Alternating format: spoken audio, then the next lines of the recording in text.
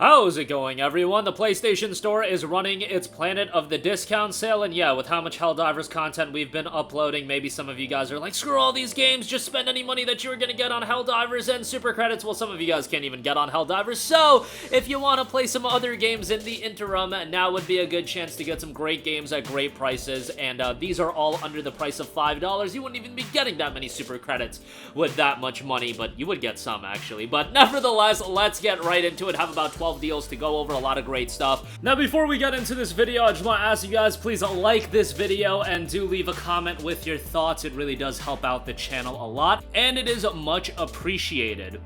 Let's get started with Batman Return to Arkham. You got Batman Arkham Asylum and Batman Arkham City. This is Rocksteady really at their peak. Obviously, Rocksteady these days, not everybody's favorite studio after the release of Suicide Squad Killed the Justice League. The game is fine. It's just not a $70 worth it game, but Batman Arkham Asylum and Arkham City, and even Arkham Knight is really Rocksteady doing Rocksteady things at their best. These games are just fantastic, and even with Arkham Asylum being a game from 2009, which is absolutely insane to think about, that we are 15 years removed from that game, it still holds up really well. The combat's great, story's great, and Arkham City is awesome as well. Bigger world, obviously, with that game.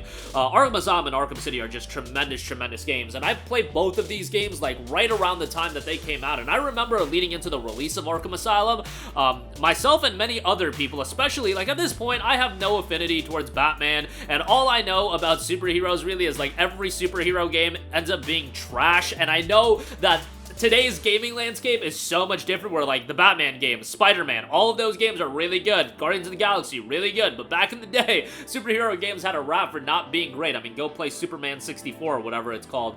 You know, but Batman Arkham Asylum really changed the narrative on Batman titles, and it ended up being a great game. Arkham City was fantastic as well. $4.99 for both games is excellent. Next up, we have Castle Crashers Remastered, 70% off for $4.49.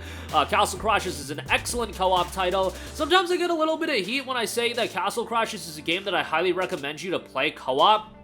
Some people find it to be a fine beat-em-up game that you can play solo as well. If you think that, more power to you. I just think this game really is accentuated by the cooperative aspect. Like, it's a game that is so much fun to just kick back and have a great time with. I always associate Castle Crashers as like a holiday time game, but I don't really know if that's apropos. But nevertheless, Castle Crashers is a great time. Co-op play is great, and the art style has aged very well. I mean, it's a colorful game, cartoony look that games like this are gonna age really well, you know, even a decade, 15 years, 20 years after release, and that goes true for Castle Crashers for sure.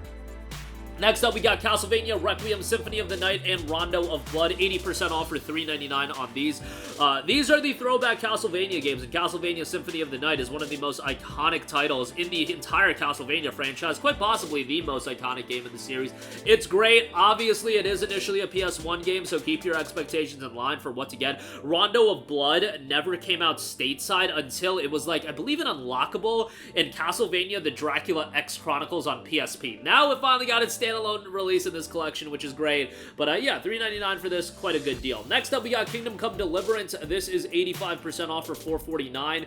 Really good deal for KCD. Now, I would recommend you to get the Royal Edition. The Royal Edition often goes on sale for $10. It has been as low as like $5.99, I believe. Might be a little while before we see that $5.99 price again, but for $4.49, I think KCD, the base game, is still a really good pickup. It's not going to be an RPG for everyone, but I really liked the historical thematics of the game. I thought visually it looked quite good, and overall a solid game. Narrative's also pretty strong on top of that. A pretty good revenge story, all things considered. $4.49, good deal on that. Next up, we got Firewatch, 80% off for $3.99. Man, I've been talking of Firewatch for what it feels like to be a damn decade at this point. It came out 8 years ago, so pretty close to a decade, which is just insane to think about. Firewatch is a game that has an awesome visual style, just fantastic and beautiful visuals. Obviously, this isn't a game that's heavy on the action gameplay. It's more of a walking sim atmospheric game, but it does it really well. The story's strong, even if the ending's not anything that is gonna blow you away, but $3.99 for it, I think, is great. The game is fairly short as well, so keep that in mind, but Firewatch I thought was a great game.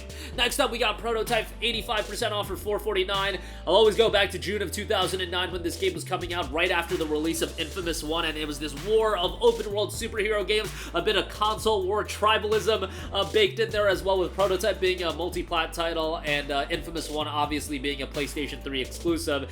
And it was fun to see people debate on both those games. When those games ultimately came out, Infamous 1 was certainly the stronger game, but I thought Prototype did a good job of really making you feel like an overpowered badass. I think they did a great job with that in Prototype 1. The issue with this game, from a technical and visual standpoint, nothing to write home about. I remember when this game initially came out and people were like, bro, this looks like a good PS2 game, and, you know, maybe it looks a little bit better than a good PS2 game, but you got the idea. Visually, certainly not anything to write home about, but from a gameplay standpoint, which I think should be at the heart for a game like this, it does it pretty damn well, and I think for $4.50, not a bad pickup there at all.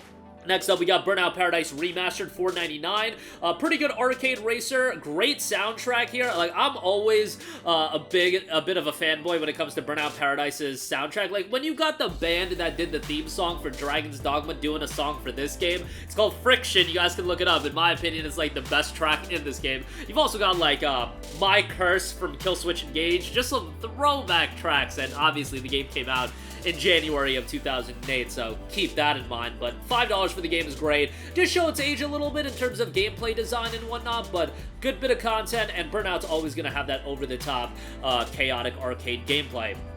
Another arcade racer from EA, Need for Speed Heat. This has been going on sale pretty regularly for $3, and every time I see it for $3, I'm like, damn, this is a great deal for NFS Heat. Like, it's not a blowaway arcade racer, but it's a pretty damn good one. Great visual, soundtrack is solid, aesthetics are great setting to the game as well. Need for Speed is always gonna be kind of hit or miss with every outing. It seems like it is like one of the most up and down franchises we have ever seen in gaming, where some of the games are good, then others not so much. You'll get like a Need for Speed 2015 in there, but Heat I thought was a pretty damn good one. Maybe not $60, $70 good. I feel like Need for Speed is never $60, $70 good, but for $3, I think that's a pretty damn good pickup.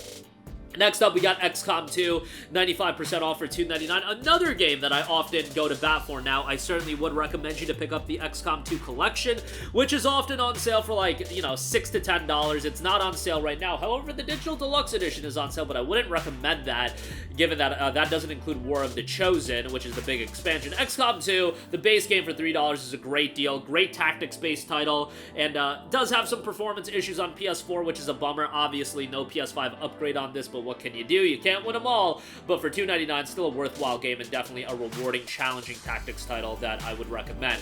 Next up, we got Dishonored Definitive Edition, 75% off for $4.99. I know that Arcane Leon, they're busy with the Marvel Blade game, but man, it's such a bummer that we're not getting a Dishonored 3. At least we're not getting it anytime in the near future, because Dishonored is one of the more compelling action stealth titles that you're gonna find. It offers a lot of variety in ways to play. Yeah, you can go hack and slash heavy and have a good time with it, but I feel like the more rewarding approach to Dishonored is taking your time, is taking the more methodical approach, and with that offers a little bit of replayability. It's just a really well done action stealth title, and for this price point with the DLC, really great pickup. Definitely would give that a shot. Next up, we give RGG a lot of shine for their Yakuza titles, for their Like a Dragon games, but how about Fist of the North Star Lost Paradise? That's 75% off for $4.99.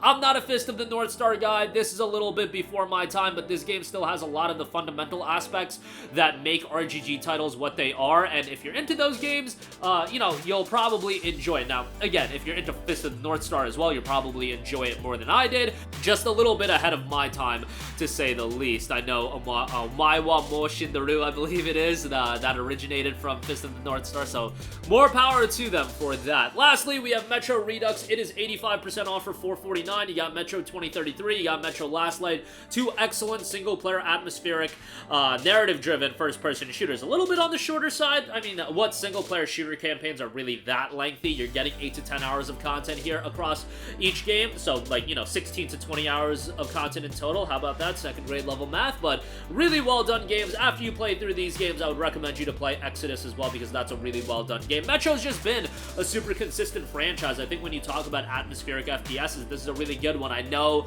you know, the next Metro title, it being a VR only game, is a little bit of a bummer, but what can you do? On one hand, if they didn't have any games for VR, people would say that VR is crap and it has no good games, and then on the other hand, There are people that are never just gonna buy VR, so when a compelling game does come to VR, they get upset that it is a VR exclusive. You're gonna upset people with VR titles regardless, but I do believe we're gonna get an original new Metro game at some point in the future. Exodus came out back in 2019, so it has been quite a while. But that'll do it for me. Again, a lot of great deals available right now. Links to all of these will be in the description box down below. As always, thank you for watching. If you can get on some Helldivers, do some diving. Otherwise, a lot of other great games to play right now. Sound off with all of your thoughts in the comments section down below. Thank you for watching, and goodbye.